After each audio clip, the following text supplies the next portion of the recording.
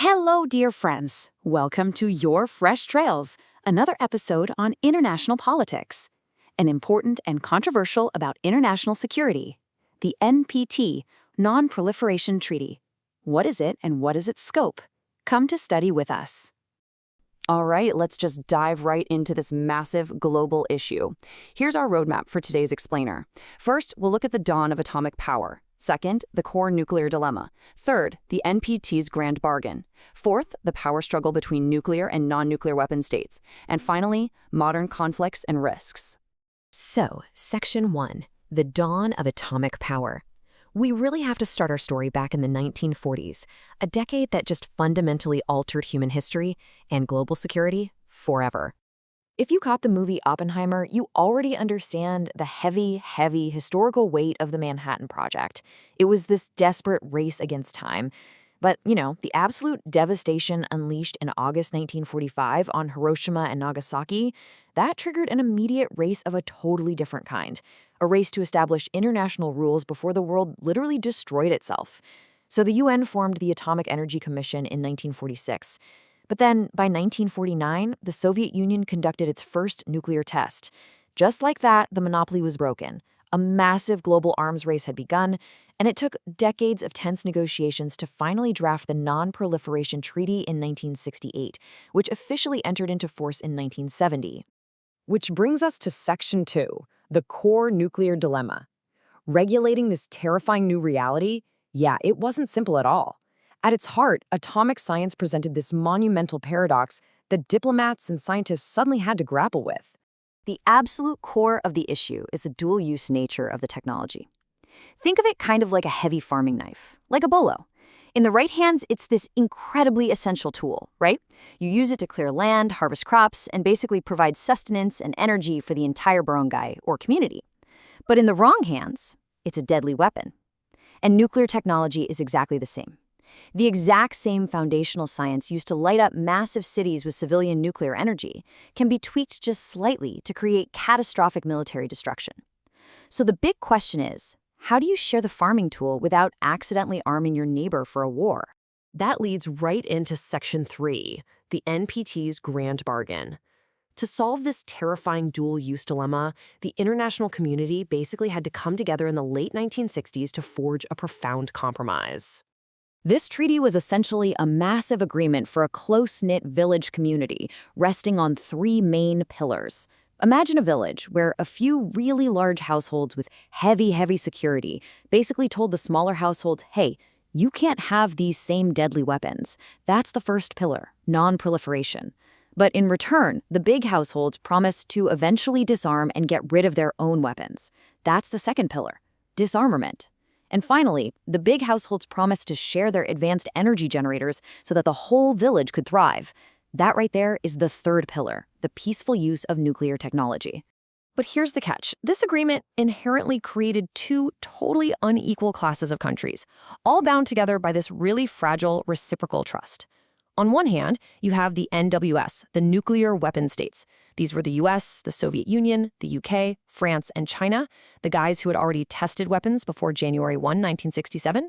And on the other hand, you have the NNWS, the non-nuclear weapon states. That is absolutely everyone else who signed away their right to ever build these weapons.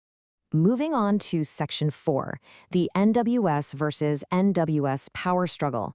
Let's jump forward a bit and see exactly how this neighborhood agreement held up over the decades, especially as that initial, fragile trust really began to fray.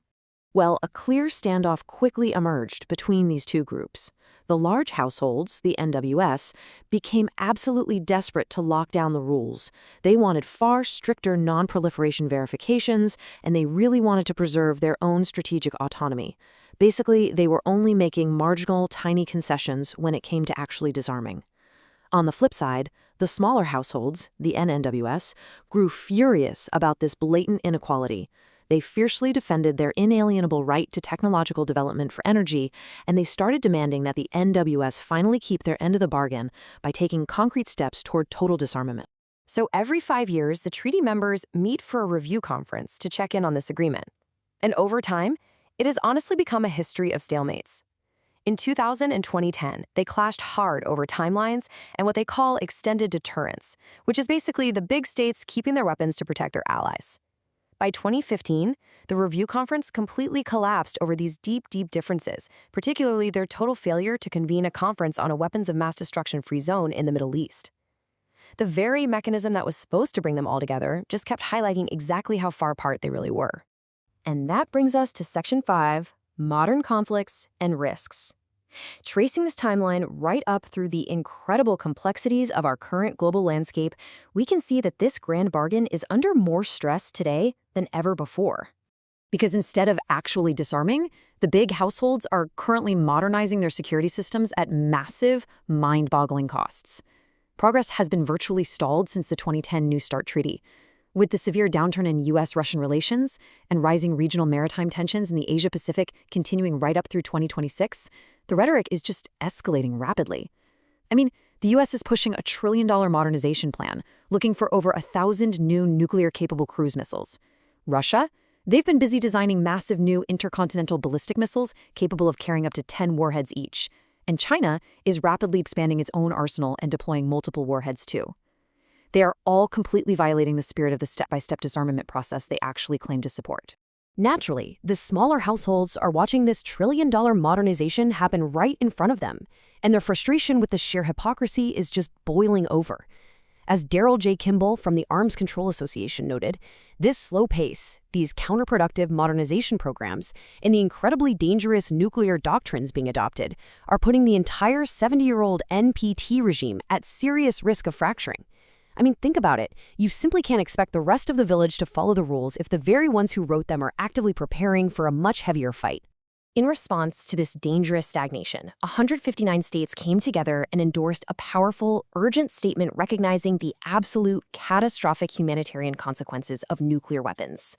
They declared that it is in the interest of the very survival of humanity that these weapons never be used again under any circumstances. This massive push led to calls for humanitarian pledge to try and fill the legal gaps and basically force the major powers to recognize one undeniable truth.